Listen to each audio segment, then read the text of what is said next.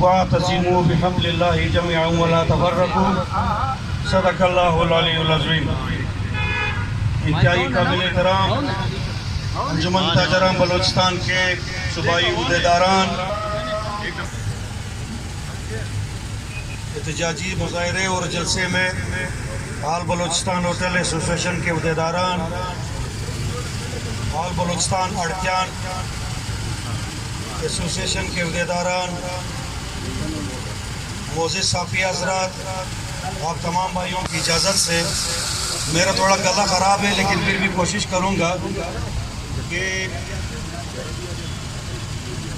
ان ظالموں تک اپنی آواز کو پہنچائے، اور ہماری یہ گزارش ہوگی پریس اور الیکٹرانک، خصوصاً الیکٹرانک میڈیا سے، کہ آپ ہماری آواز کو ان ظالموں تک پہنچائے۔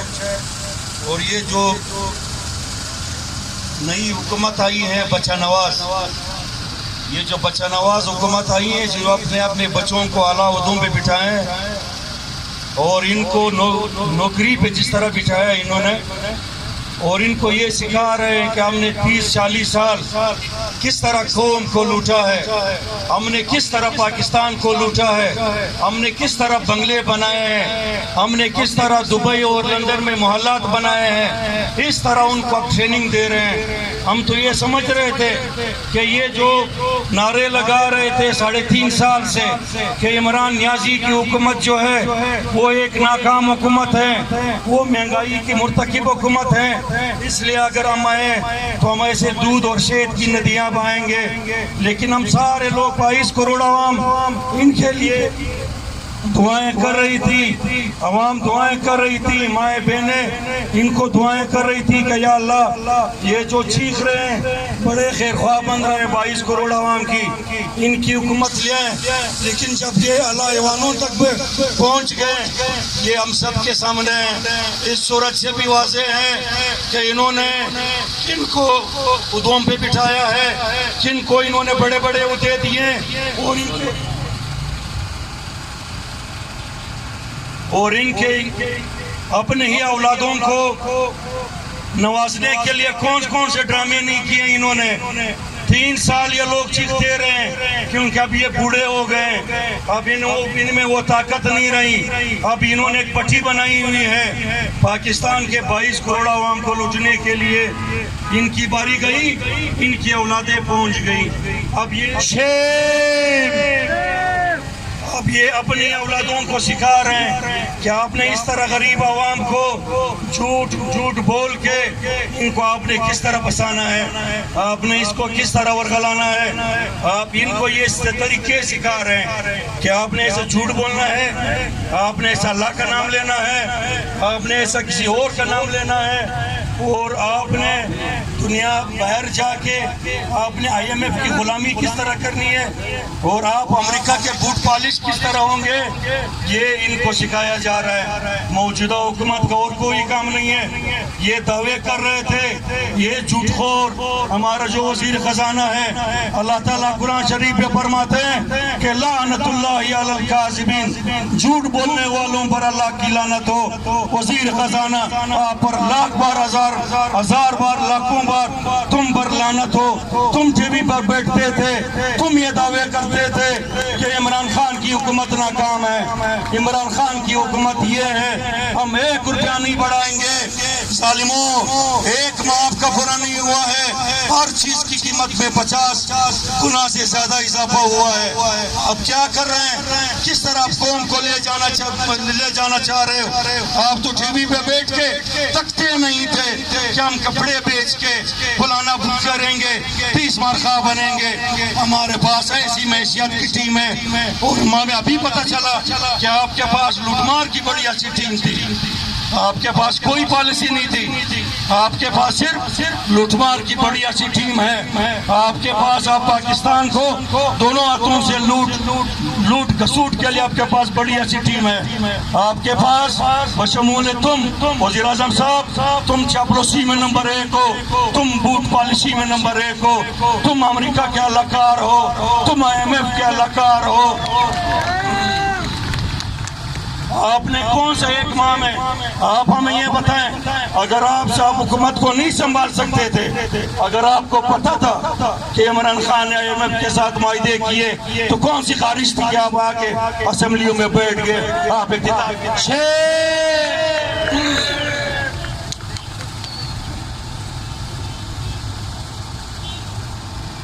یہ ڈرامے اب بند ہونے چاہیے۔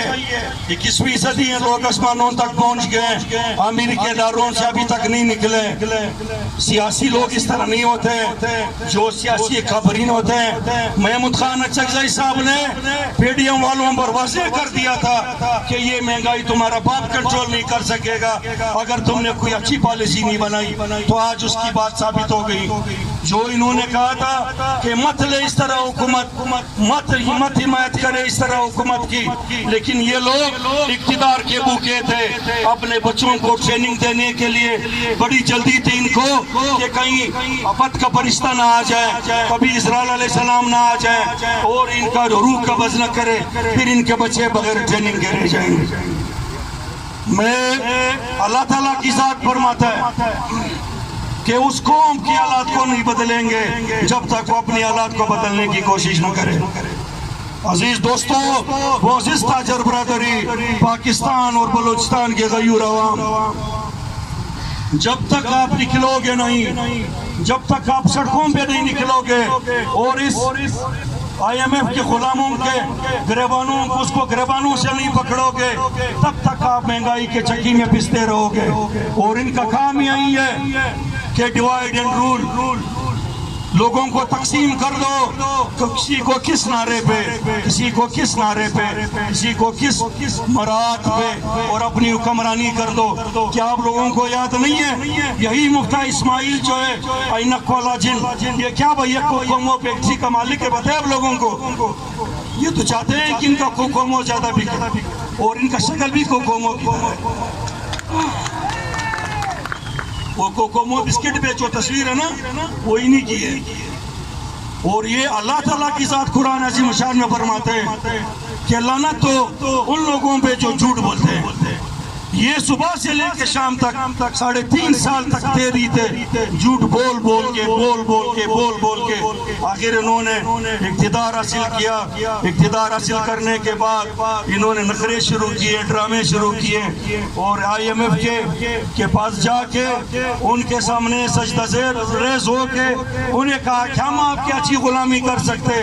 عمران خان تو خر دماغ آدمی ہے، وہ آپ کے زیادہ بات نہیں سنے گا۔ ہم بڑے یہ چمچگری ہم اچھی طرح کر سکتے ہیں، ہم بڑے اچھے بوٹ پالیسی ہیں۔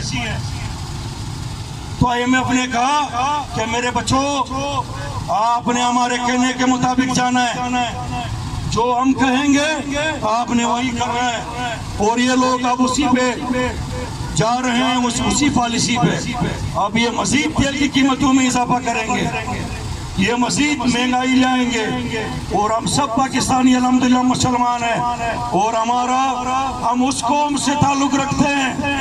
ہماری وہ ریکارڈ اب تک پڑی ہیں جب پاکستان کا فیلڈ مارشل جناب ایوب خان صاحب امریکہ گئے اور امریکی صدر کے منہ پہ ایسا تمچی ماری انہوں نے کہ بیٹے کیا حال ہے۔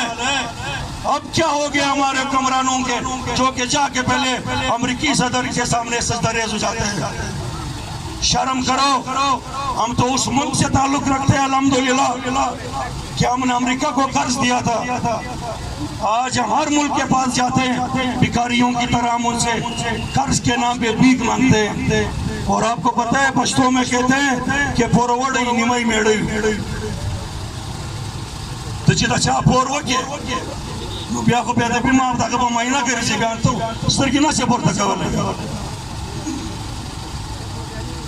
نائل وفا کی حکومت،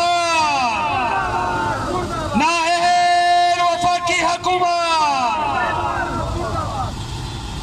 عزیز دوستو، ایک دفعہ کفار کی دنیا نے ہمیں کورونا کے نام پہ جس طرح ہماری معیشت کو نقصان پہنچایا گیا، مارچ 2020 سے لے کے مارچ 2023 تقریباً 2022 جنوری تک یہی کورونا کا ڈرامہ تھا کہ کورونا آیا ہے، وبا آیا ہے، بازاروں کو بند کر دے، لوگوں کو کوارنٹائن کر دے۔ یہ صرف کفار کی یہ پالیسی تھی کہ پاکستان کی معیشت تباہ ہو جائے، کیونکہ یہ تو بیکاری لوگ ہیں، یہ ہاتھ ہمیشہ ان کا جو ہے وہ نیچے رہتا ہے اور کشکول ان کا نشہ آگے رہتا ہے، تو اس لیے ان کو دبانے کے لیے یہ ڈرامہ رچایا گیا۔ افغانستان میں 40 سال سے جنگ ہو رہا ہے، 40 سال سے وہاں پہ لڑائی ہے۔ ان لوگوں نے کہا کہ کوئی کرونا مرونا نہیں ہے، جو رات قبر میں ہے وہ زمین پہ نہیں ہو سکتا۔ انہوں نے کوئی کورونا مورونا کا کوارنٹائن وغیرہ کچھ بھی نہیں کیا انہوں نے، لیکن وہاں پہ کوئی نہیں مرا کورونا سے۔ پاکستان نے پتہ نہیں کتنے ہزار لوگ لکھ دیے کہ اتنے لوگ کورونا سے مر گئے۔ اللہ محمد رسول اللہ، لیکن یہ ہماری فوج ہے، ہمیں اس پہ فخر ہے، یہ ہمارے محافظ ہیں، انہی کی بدولت ہم لوگ آج اپنے گھروں میں آرام سے سو رہے ہیں، اور یہ لوگ بارڈروں پہ کھڑے ہیں۔ یہ جو ہماری پولیس فورس کھڑی ہے، یہ ان کو 40,000 روپیہ، جس طرح ہمارے افغان صاحب نے کہا، بولے افغان صاحب نے کہ ان کی تنخواہیں 40,000 روپے، اس مہنگائی کے دور میں 40,000 سے یہ لوگ کیا خریدیں گے؟ یہ لوگ کس طرح چوروں کا، ڈاکوؤں کا، ملک دشمن عناصر کا مقابلہ کر سکیں گے؟ ان کے پاس تو گاڑیوں کے لیے تیل بھی نہیں ہوتا ہے، لیکن یہ جو لوٹ مار کرنے والے ہیں، جن کے بڑے بڑے ڈیگے ہیں، ان کے لیے تیل کی مراحت ہے، ان کے لیے اسپتال کی سہولیت ہے، ان کی جہاز کی ٹکٹیں فری ہیں، لیکن یہ جو دھوپ گرمی میں کھڑے ہوتے ہیں ہمارے محافظ، چاہے وہ پولیس ہو، چاہے وہ لیویز ہو، چاہے وہ پاک آرمی کے جوان ہو، چاہے وہ FC کے جوان ہو، ان کے لیے کوئی مراحت نہیں ہے۔ کیا آپ لوگوں کو معلوم ہے کہ اس وقت پاکستان کے ایک فوجی پہ سالانہ یہ لوگ اپنے لوگ یہ معلومات اپنے ساتھ رکھ لے کام آئے گئے؟ ایک پاکستانی فوجی پہ $13,500 سالانہ خرچ ہوتا ہے، $13,500۔ اسی طرح ایران کے ایک سپاہی پہ $23,000 خرچ ہوتے ہیں، اور انڈیا کے ایک سپاہی پہ $42,000 خرچ ہوتے ہیں۔ اسی طرح امریکہ اپنے ایک سپاہی پہ سالانہ $4 لاکھ خرچ کرتا ہے، اور سعودی عرب اپنے ایک سپاہی پہ سالانہ $3,71,000 خرچ کرتے ہیں۔ تو یہ شرم کا مقام نہیں ہے کہ دنیا کفر کی نظریں ہمارے اس ملک پہ لگی ہوئی ہے، کیونکہ ہم سپر پاور ہے اسلام کا الحمدللہ۔ پاکستان ایک ایٹمی طاقت ہے، اور دنیا کفار کی دنیا یہ چاہتی ہے کہ یہ ملک ٹکڑے ہو جائیں، اس ملک میں افراتفری ہو۔ وہ چاہتے ہیں کہ ہماری سپیک ناکام ہو جائیں، کیونکہ سپیک سے بلوچستان کی خوشحالی وابستہ ہے، بلوچستان کے تمام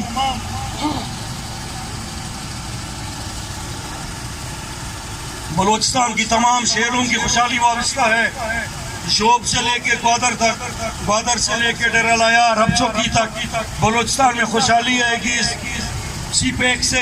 لیکن ملک دشمن عناصر چاہتے ہیں کہ وہ افراتفری پھیلائے اور سی پیک کو کامیاب نہ ہونے دے، لیکن ہم سب اپنے محافظوں کے لیے دعا گو رہیں گے، اور ہم اس حکومت سے مطالبہ کرتے ہیں کہ وہ فوری طور پر فوجی دفاعی بجٹ میں اضافہ کرے، پولیس لیویز اور FC کے تنخواہوں میں اضافہ کرے، انہیں جدید اسلحہ سے لیس کر دے، تاکہ یہ ملک دشمنوں کا صحیح طریقے سے مقابلہ کر سکے۔